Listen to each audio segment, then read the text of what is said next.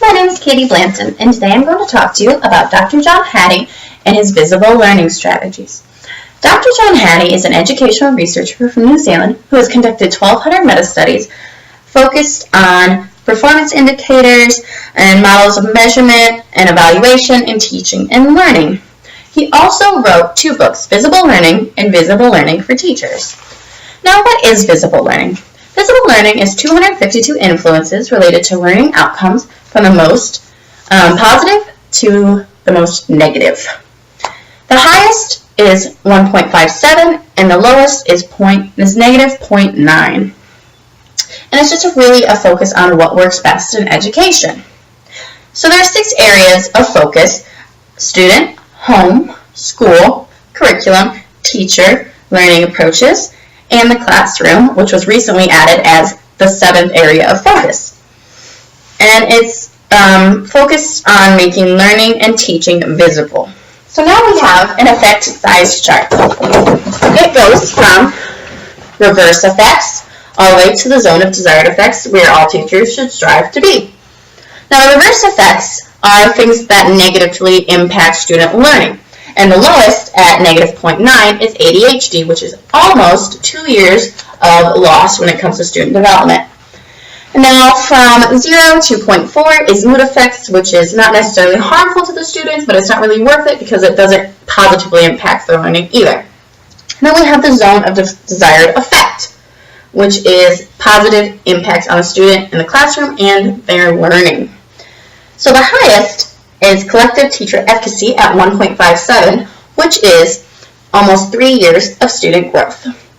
And the highest in student-related growth and impact at 1.44 is self-reported grades.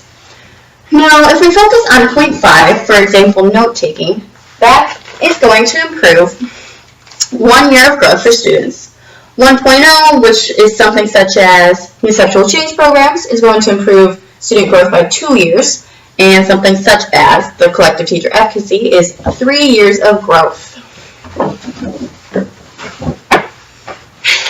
Speaking of self-reported grades as one of the highest student-led impacts on their growth, that basically means children who self-reporting their grades, their growth, and their expectations. John Hattie recently decided to change the wording to become self-expectation.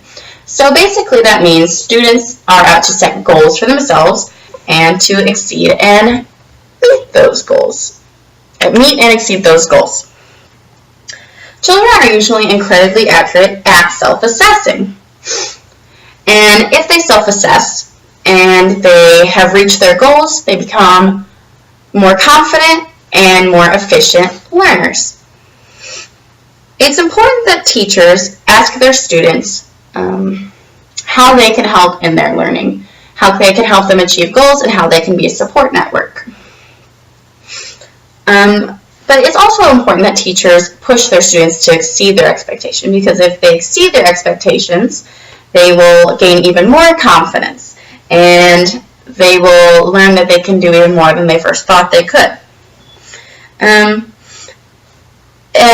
Questions that teachers could ask when students have completed their projects or their whatever they have self-assessed their grades for is if they think that they have shown all of the knowledge that they have about the subject, if they are satisfied with where they're at and the outcomes, and if whatever strategies were effective, and if they weren't, what strategies they can use to be more effective in the future.